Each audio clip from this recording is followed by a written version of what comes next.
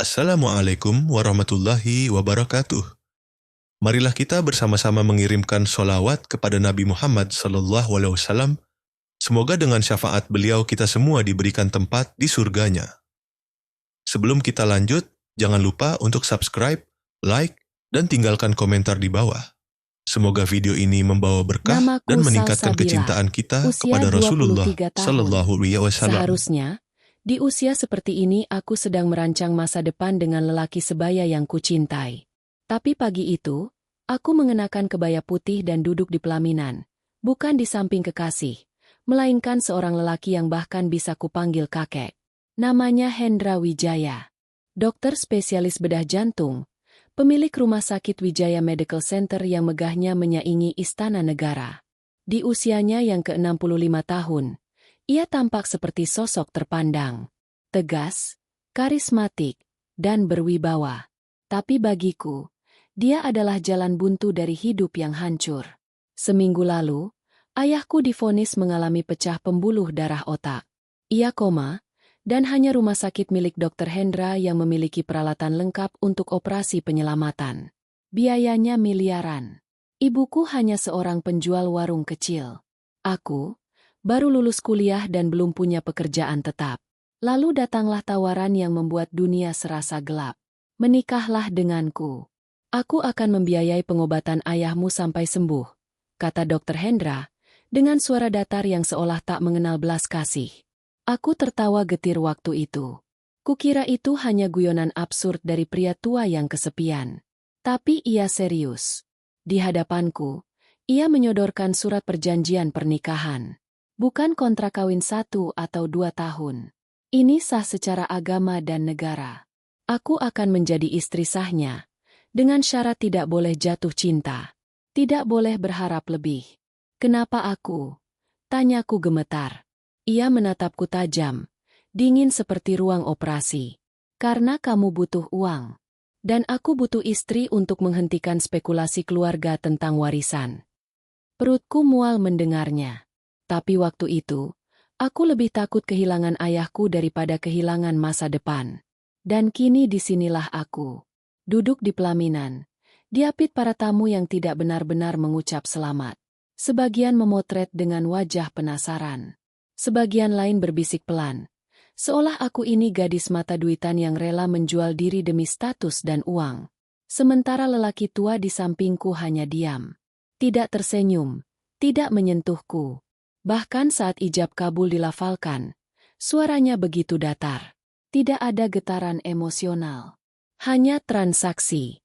Setelah acara selesai, kami naik ke mobil hitam mewah miliknya. Sepanjang perjalanan ke rumah dinasnya, tidak ada satu patah kata pun yang keluar darinya. Aku hanya memandangi tangan keriputnya yang menggenggam kemudi, dan berpikir, inikah tangan yang akan menemaniku tidur setiap malam? Rumahnya begitu besar. Terlalu sepi untuk ditinggali satu orang. Seorang pembantu menyambut kami dan membawakan koper berisi baju-bajuku. Ia memanggilku nyonya dengan ragu-ragu. Seolah belum percaya aku kini istri sah dari majikannya.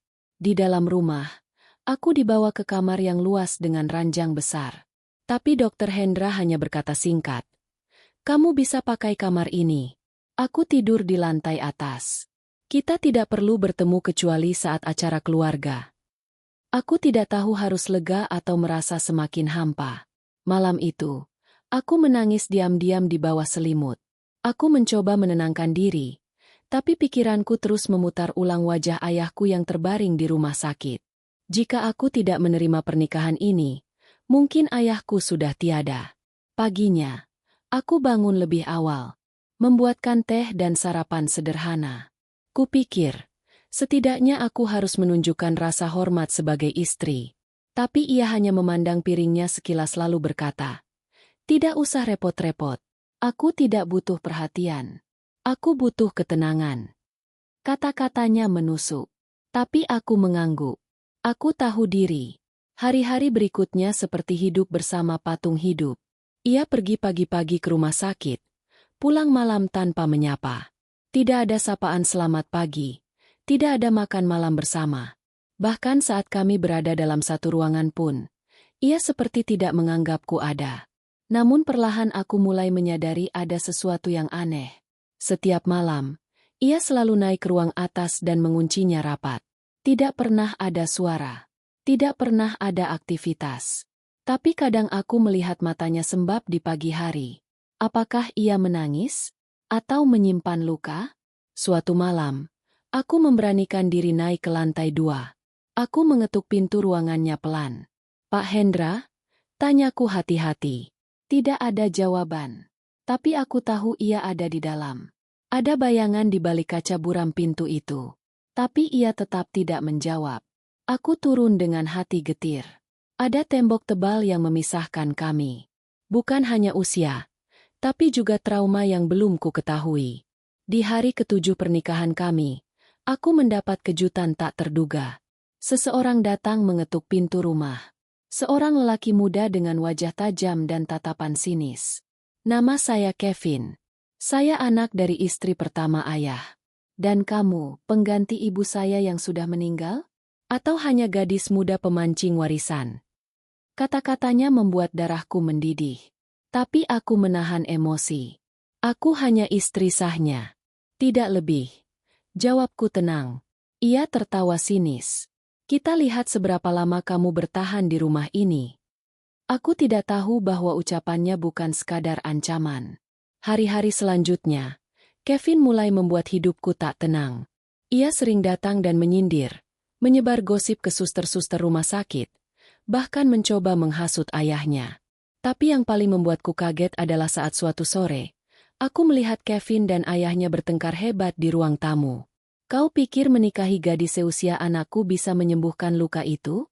Ibu sudah mati, ayah, dan tidak ada yang bisa menggantikan posisinya," bentaknya. Dokter Hendra tak menjawab, hanya menatapnya lama, lalu pergi begitu saja. Aku hanya berdiri di balik dinding, gemetar. Malam itu aku tahu, pernikahan ini bukan hanya tentang menyelamatkan ayahku. Tapi aku juga sedang masuk ke dalam keluarga yang dipenuhi dendam dan luka lama. Dan aku tidak tahu, apakah aku cukup kuat untuk bertahan di tengahnya. 3 minggu berlalu sejak pernikahan yang seolah hanya sebatas kertas itu. Hari-hariku berlalu seperti bayangan di rumah megah yang terlalu luas dan terlalu sunyi. Tak ada canda, tak ada sapaan hangat. Hanya suara detik jam dan langkah kaki Dokter Hendra yang selalu terdengar teratur. Ia tetap pergi pagi dan pulang malam.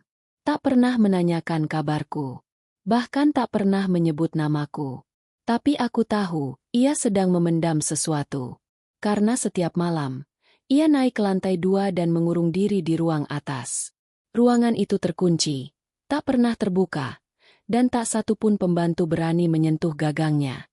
Satu-satunya suara yang kadang keluar dari balik pintu itu adalah lantunan musik klasik, dan sesekali isak tertahan. Hari itu, aku memberanikan diri bertanya pada Mbok Sri, pembantu tertua di rumah itu. "Mbok, di atas itu kamar siapa?" Wajah Mbok Sri seketika berubah pucat. Ia menoleh cepat ke arah tangga, lalu menarikku masuk ke dapur. Dengan suara sangat pelan, ia berbisik, "Itu kamar Budita, istri pertama Pak Hendra. Dulu Budita meninggal tiba-tiba di rumah sakit ini. Sampai sekarang, Pak Hendra nggak pernah mau pindahin barang-barangnya." Aku tercekat. Ruangan yang selalu terkunci itu ternyata menyimpan kenangan dari perempuan yang tak akan pernah bisa aku gantikan. Kini segalanya terasa lebih jelas. Tatapan kosongnya, sikap dinginnya, dan alasan mengapa aku seperti tidak dianggap. Aku hanyalah bayangan, pengganti yang tak pernah diminta. Malamnya, aku kembali naik ke lantai 2. Kali ini lebih dekat. Aku berdiri di depan pintu itu. Aroma kayu tua dan lavender samar tercium dari celah-celahnya. Musik klasik kembali mengalun. Beethoven, lembut, menyayat hati. Tiba-tiba, suara itu berhenti. Pintu terbuka sedikit. Di baliknya, Dokter Hendra berdiri dengan mata sembab dan wajah lelah. "Kamu ngapain di sini?" tanyanya datar. Tapi kali ini ada nada rapuh yang baru pertama kali ku dengar. "Aku cuma mau tahu, apa aku benar-benar istrimu? Atau hanya alat untuk menutupi luka lamamu?" Ia terdiam. Pandangannya menusukku. Lalu dengan suara pelan, ia berkata, "Kamu terlalu muda untuk mengerti. Pergilah tidur." Pintu kembali tertutup, dan aku berdiri terpaku, dengan dada sesak. Esoknya, suasana rumah makin tegang. Kevin datang lagi. Kali ini tidak sendiri. Ia membawa seorang wanita muda berambut pirang terang, berdandan mencolok, dan mengenakan gaun ketat merah menyala. "Kenalin, ini tunanganku, Cindy," katanya dengan senyum kemenangan. Aku hanya membalas dengan anggukan kecil. Tapi entah kenapa, instingku berkata bahwa kehadiran Cindy bukan hanya sekadar memperkenalkan pasangan. Ada niat lain di balik senyum palsu mereka.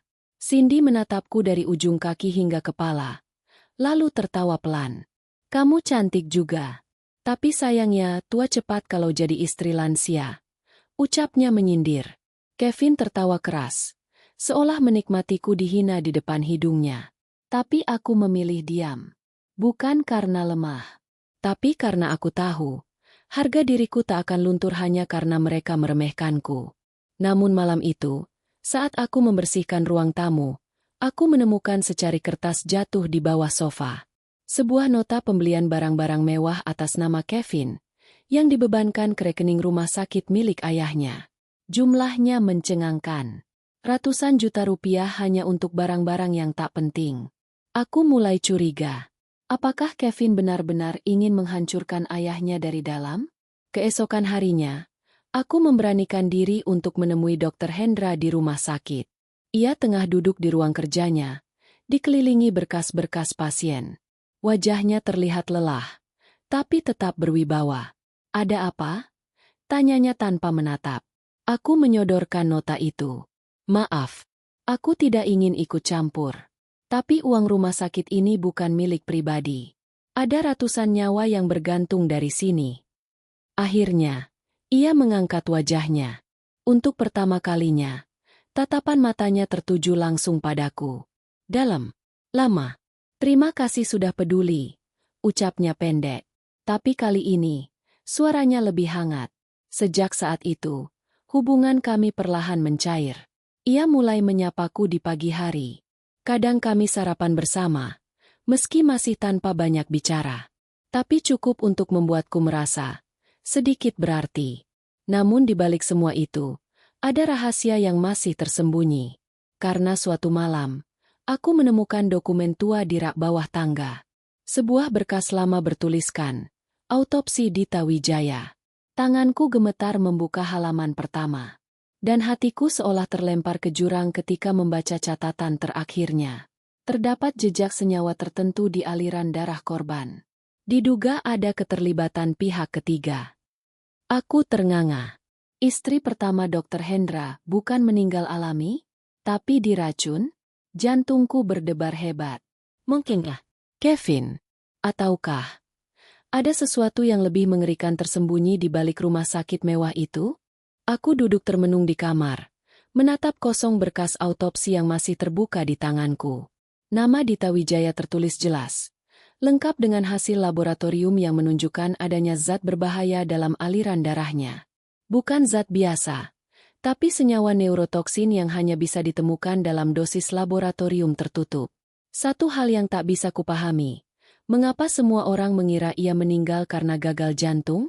Aku ingin bertanya langsung pada Dr. Hendra. Tapi aku sadar, kalau aku terlalu gegabah, aku justru bisa membahayakan diriku sendiri. Dan lagi, kalau benar ada yang membunuh Budita, bukan tidak mungkin pelakunya masih ada di sekitar rumah ini. Beberapa hari kemudian, saat suasana rumah tenang, aku kembali mencari petunjuk. Kali ini aku menyusuri bagian belakang rumah yang jarang dipakai. Ada satu pintu kecil tersembunyi di balik lemari besar dekat dapur. Kunci pintu itu tidak standar. Ada panel digital yang sudah karatan, seolah sudah lama tak digunakan. Aku menghela napas, lalu mencari-cari di laci tua.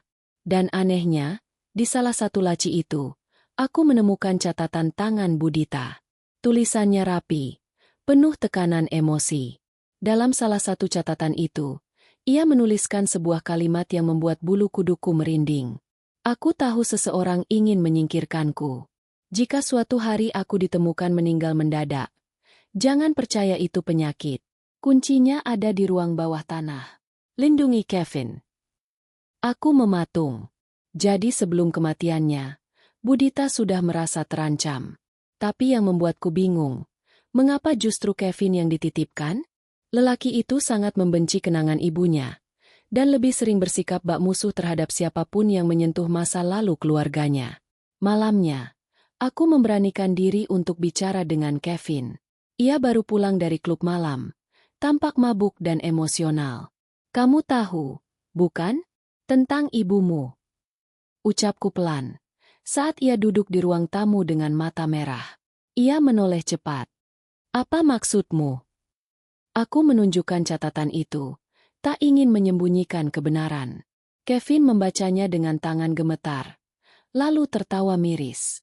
Dia sudah gila sebelum meninggal, katanya, berusaha terdengar tegar. Tapi matanya tak bisa menyembunyikan luka yang dalam. Aku cuma ingin tahu, siapa yang terakhir bersamanya sebelum ia meninggal? Tanyaku. Kevin terdiam. Lalu menjawab pelan. Aku. Tapi aku terlambat. Dia sudah sekarat waktu aku masuk ruangan. Ada kesedihan yang nyata di suaranya. Dan untuk pertama kalinya, aku melihat Kevin sebagai seorang anak yang kehilangan ibunya, bukan pria angkuh yang selalu mencibirku. Hari berikutnya, aku kembali mengamati rumah sakit. Setiap sudut koridor, ruang ICU, dan ruang VIP memiliki kamera pengawas. Tapi yang paling menarik adalah ruang arsip lama di lantai bawah rumah sakit. Menurut informasi dari suster jaga, ruang itu sudah lama tidak dipakai dan kini dikunci rapat. Aku mendekati kepala keamanan, Pak Jaka, dan meminta izin dengan alasan riset pribadi. Ia ragu, tapi akhirnya setuju asal aku ditemani olehnya. Pintu ruang arsip itu berat dan berdebu. Saat dibuka, aroma lembab dan jamur segera menyeruak. Rak-rak tinggi penuh berkas menumpuk. Kebanyakan sudah usang. Aku menyusuri rak-rak itu, mencari catatan pasien atas nama Dita Wijaya. Dan di pojok ruangan, aku menemukan satu kotak besi dengan label samar. Kasus internal tahun 2011. Saat kubuka, isi kotak itu membuat napasku tercekat. Di dalamnya ada hasil investigasi internal rumah sakit, termasuk rekaman CCTV ruang ICU di hari kematian Budita. Dengan tangan gemetar, aku menyambungkan rekaman itu ke laptop kecil milik Pak Jaka. Gambar hitam putih itu menampilkan sosok Budita yang terbaring lemah. Kemudian, pintu terbuka. Seseorang masuk dengan jas dokter. Wajahnya tertutup masker. Ia mendekati infus, lalu menyuntikkan cairan dari ampul kecil. Aku menahan napas. Detik berikutnya, tubuh Budita mulai kejang. Lalu, tenang. Sini. Orang itu berbalik. Kamera menangkap wajahnya meski samar. Bukan Kevin. Bukan Dr. Hendra. Tapi seseorang yang tak kuduga sama sekali. Ndi. Wanita yang mengaku tunangan Kevin. Aku terjatuh lemas. Jadi selama ini, Cindy bukan hanya kekasih baru Kevin. Ia punya hubungan dengan masa lalu keluarga ini. Tapi kenapa? Apa tujuannya? Pikiran itu terus menggangguku hingga malam. Aku tak bisa tidur.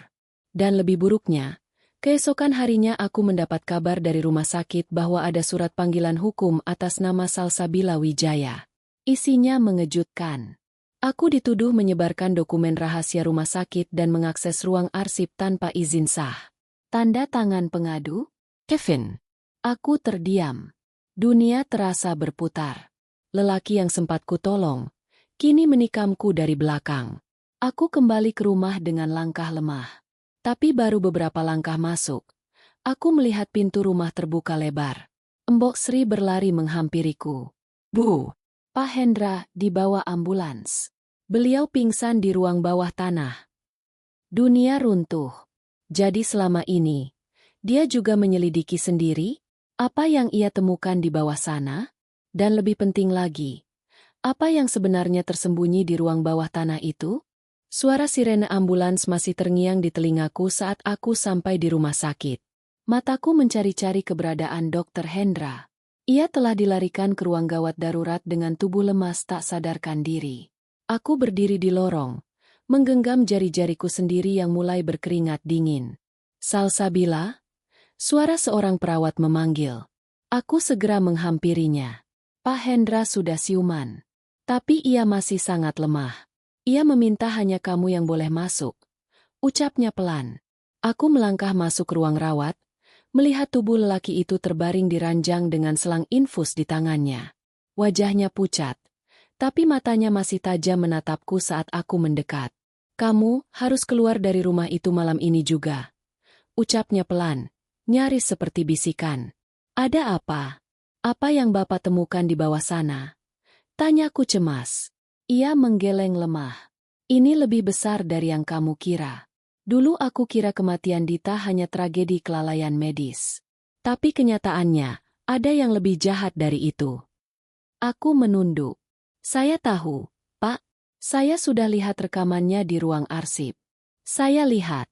Di tubuh Dr. Hendra tersentak pelan. Matanya menutup sebentar, lalu membuka kembali. Kali ini penuh kepedihan. Cindy adalah keponakan adik ipar saya. Ia muncul setelah Dita meninggal, berpura-pura sebagai relawan medis. Saat itu aku terlalu hancur untuk mencurigai siapapun. Dan sekarang dia dekat dengan Kevin, kataku pelan. Dr. Hendra mengangguk. Kevin tidak tahu siapa dia sebenarnya. Aku takut dia hanya diperalat untuk menghancurkan keluarga ini dari dalam. Aku menggenggam tangannya. Kalau begitu, kita harus selamatkan Kevin sebelum semuanya terlambat. Malam itu, aku kembali ke rumah bukan dengan rasa takut, tapi tekad bulat. Aku harus mengungkap segalanya, meski risikonya besar. Aku tahu, ruang bawah tanah adalah kunci segalanya. Dan aku juga tahu, Cindy pasti akan kembali ke rumah itu malam ini. Untuk memastikan bahwa rencananya berjalan mulus. Aku menyelinap ke ruang bawah tanah dengan senter kecil di tangan. Kunci elektronik di panel pintu sudah dibongkar oleh pihak rumah sakit setelah insiden Dr. Hendra. Jadi aku bisa masuk dengan mudah. Lorong sempit itu gelap dan penuh debu. Di ujungnya, ada sebuah ruangan kecil dengan rak besi dan beberapa lemari besi tua. Aku membuka salah satunya. Di dalamnya, berkas-berkas lama tersimpan rapi. Tapi satu yang menarik perhatianku, kotak kecil berlabel, Proyek Dita. Di dalam kotak itu, ada dokumen-dokumen penelitian medis. Ternyata Dita adalah seorang ahli farmasi yang tengah mengembangkan formula obat untuk memperlambat degenerasi otak. Tapi ada catatan penting. Salah satu senyawa dalam uji cobanya mengandung efek samping mematikan jika dosisnya tidak tepat. Aku juga menemukan jurnal harian Dita. Di sana tertulis, aku yakin ada yang menyalahgunakan hasil penelitianku. Aku melihat Cindy beberapa kali masuk ke lab saat aku tertidur. Aku harus berhati-hati. Tiba-tiba, suara langkah kaki terdengar dari lorong. Aku mematikan senter. Menahan napas. Suara tumit tinggi bergema. Semakin dekat. Lalu muncul sosok Cindy, berdiri di ambang pintu ruang bawah tanah dengan tatapan tajam penuh kebencian. Kamu terlalu ingin tahu, ya, ujarnya tajam.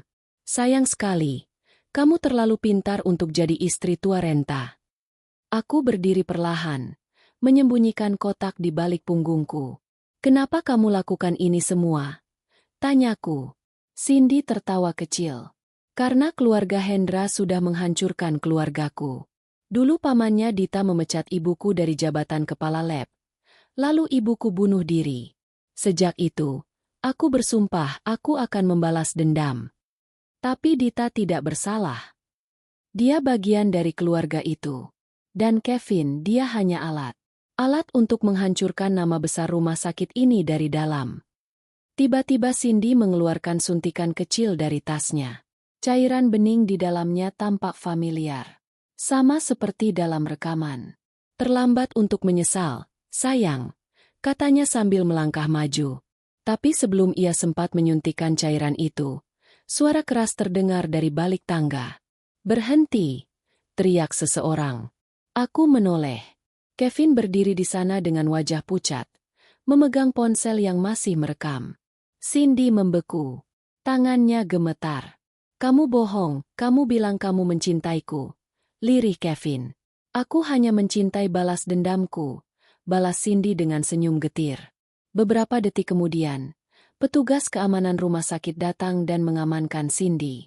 Kevin tak berkata apa-apa. Hanya menatapku lama sebelum akhirnya berjalan keluar tanpa sepatah kata pun. Aku memeluk kotak berisi dokumen itu erat-erat. Semua ini belum berakhir.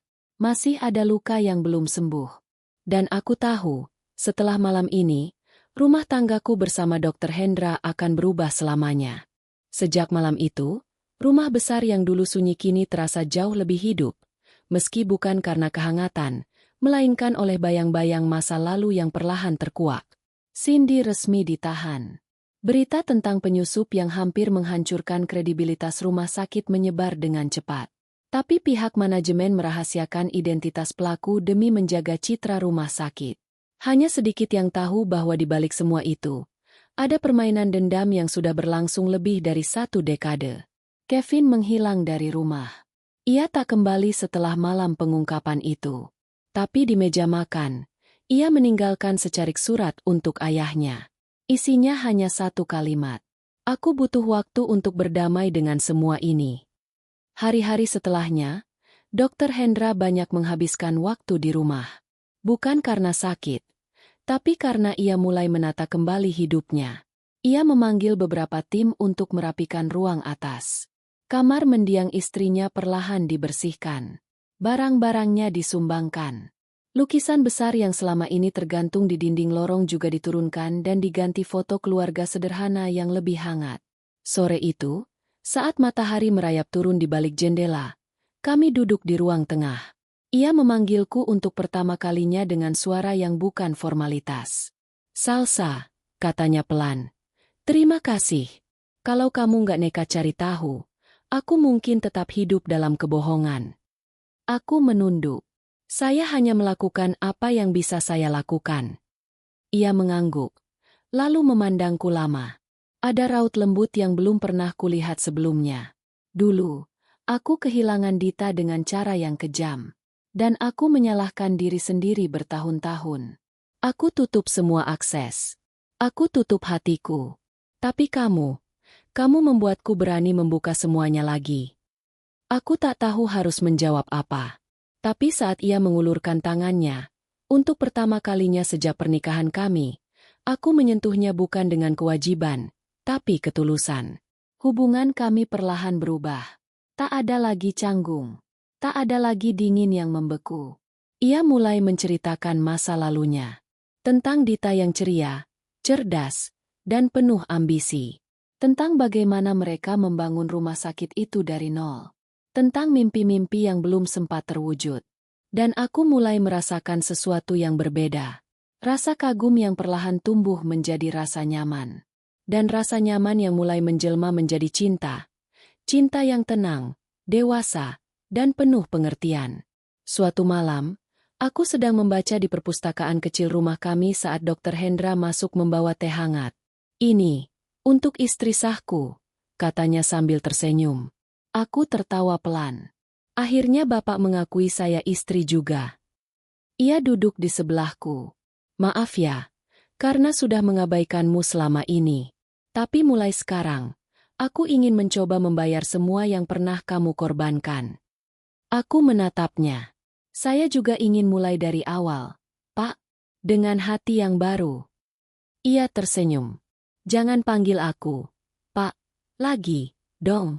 Aku suamimu." Aku tertawa pelan. "Baik, Mas." Kami tertawa bersama. Tapi di balik tawa itu, aku tahu, hubungan kami sudah berubah. Bukan lagi pernikahan transaksional. Tapi ikatan yang pelan-pelan ditenun oleh kejujuran dan rasa saling menghargai. Namun kebahagiaan itu tidak berlangsung lama. Beberapa hari kemudian, rumah kami kedatangan tamu. Seorang pria paruh baya berpakaian rapi, membawa map coklat. Ia memperkenalkan diri sebagai perwakilan investor asing yang tertarik membeli saham Rumah Sakit Wijaya Medical Center. Rumah sakit ini punya potensi besar untuk menjadi jaringan internasional, katanya. Tapi saat Dr. Hendra membaca isi proposal, wajahnya berubah tegang.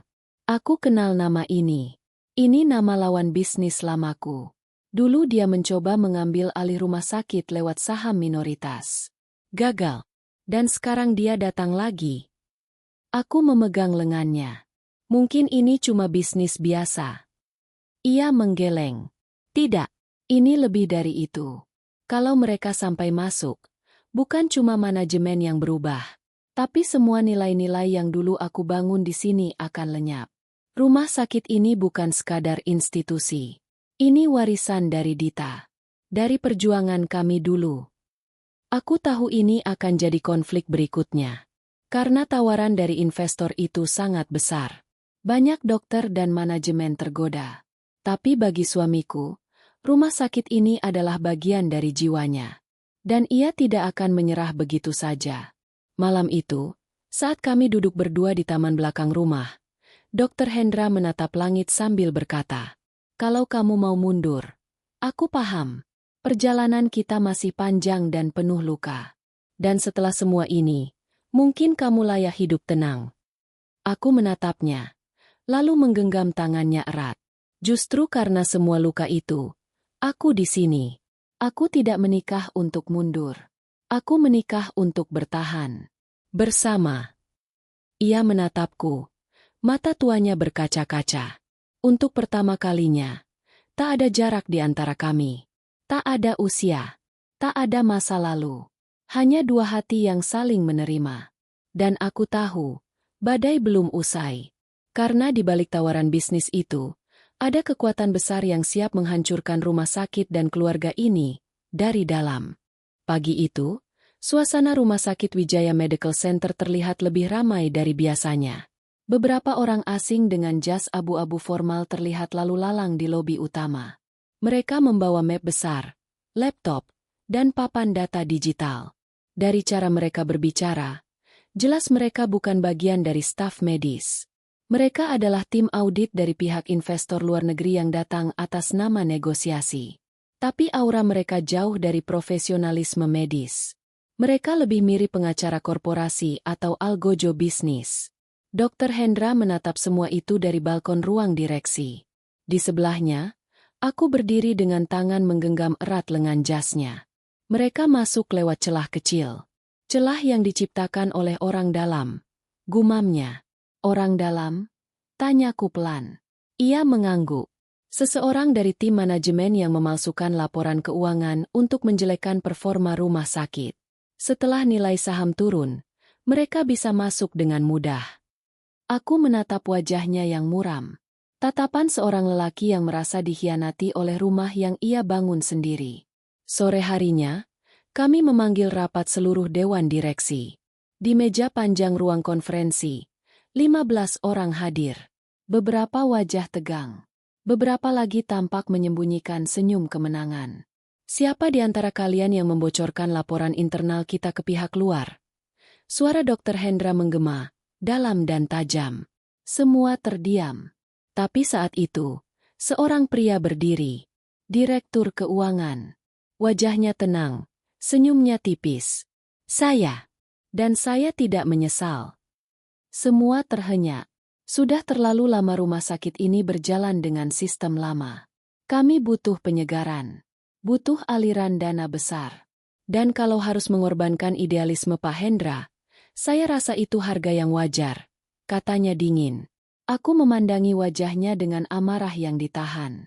Tapi Dr. Hendra hanya menatapnya sebentar. Lalu berdiri. Kamu tidak hanya mengkhianati aku, tapi juga mengkhianati mendiang Dita. Rumah sakit ini tidak dibangun untuk jadi pabrik uang, tapi untuk menyelamatkan nyawa. Jika kamu ingin jadi pebisnis, silakan keluar.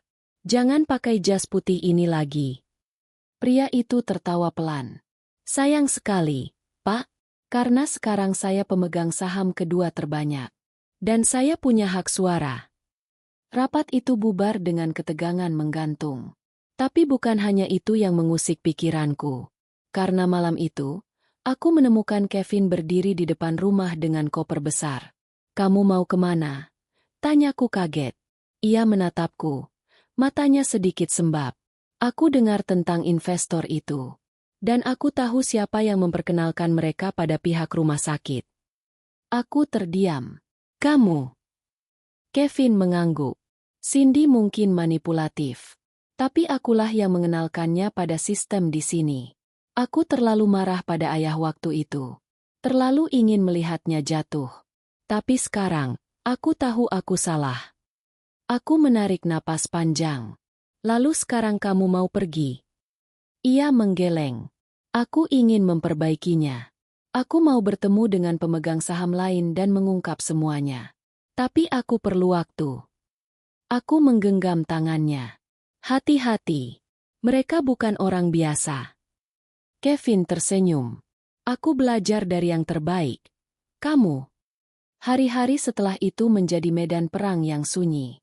Di satu sisi, Dr. Hendra berjuang mempertahankan rumah sakit yang sudah seperti jantung hidupnya. Di sisi lain, tekanan investor, pengkhianatan staf lama, dan perpecahan internal terus menghantam dari segala arah. Aku mulai turun tangan membantu. Menyusun ulang laporan. Membantu tim hukum. Bahkan menelusuri semua rekam jejak aliran dana yang mencurigakan. Dan semakin aku menggali, semakin jelas bahwa semua ini sudah dirancang lama. Investor itu bukan sekadar ingin membeli rumah sakit. Mereka ingin mengambil alih seluruh lini usaha kesehatan milik keluarga Hendra, termasuk jaringan apotek, laboratorium, hingga sekolah kedokteran milik yayasan almarhumah Dita. Ini perampokan berkedok merger, ucapku pada suamiku saat kami menatap laporan yang sudah kupetakan di ruang kerja. Ia mengangguk. Dan kalau kita tidak bergerak sekarang, semuanya akan hilang. Namun di tengah tekanan itu, justru hubungan kami semakin kuat. Di balik rapat-rapat yang menegangkan, kami tetap makan malam bersama. Di sela strategi hukum, ia tetap menyempatkan memijat pundakku yang lelah. Tak ada lagi batas. Tak ada lagi kesunyian. Suatu malam, saat hujan turun deras, kami duduk berdua di balkon kamar. Angin malam membawa aroma tanah basah dan suara rintik yang menghentak pelan di atap. Aku tidak pernah berpikir akan jatuh cinta lagi, bisiknya. Aku menoleh padanya. Aku juga tidak pernah menyangka akan mencintai lelaki seusiamu. Kami tertawa pelan. Tapi tawa itu bukan sekadar canda. Di dalamnya ada cinta, ada penerimaan, dan ada janji untuk bertahan, apapun yang terjadi. Namun malam itu juga, aku menerima pesan dari Kevin. Aku menemukan sesuatu. Tapi aku butuh kalian datang ke tempat ini besok. Sendirian. Pesan itu disertai koordinat. Sebuah tempat terpencil di pinggiran kota. Hatiku berdegup cepat. Firasatku tak enak. Tapi aku tahu, ini bukan waktu untuk mundur. Karena malam berikutnya, bukan hanya masa depan rumah sakit yang dipertaruhkan, tapi juga nyawa.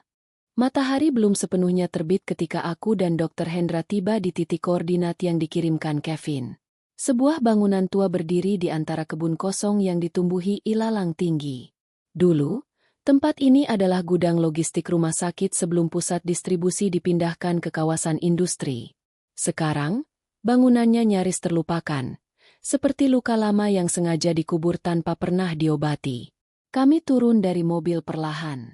Suara burung hutan bersahut-sahutan, tapi di antara semua itu, aku bisa merasakan aura tegang yang menggantung di udara. Tempat ini tak asing, gumam Dr. Hendra. Dulu aku dan Dita pernah datang ke sini. Tapi setelah dia meninggal, aku tak pernah kembali. Kami melangkah masuk. Pintu tua itu berderit pelan, menyambut kami dengan udara lembab dan aroma besi karat. Kevin sudah ada di dalam, berdiri di depan papan besar yang dipenuhi dokumen tempel, catatan tangan, dan beberapa foto hitam putih. Ayah. Salsa. Katanya tanpa senyum. Terima kasih sudah datang. Apa yang kamu temukan? Tanya Dr. Hendra. Kevin menoleh ke papan.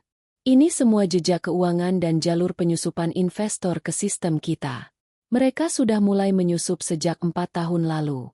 Mereka membeli saham minoritas lewat perusahaan cangkang dan perlahan mengumpulkan kekuatan. Ia menunjuk sebuah nama di sudut papan. Orang ini, Dirga Prasetya.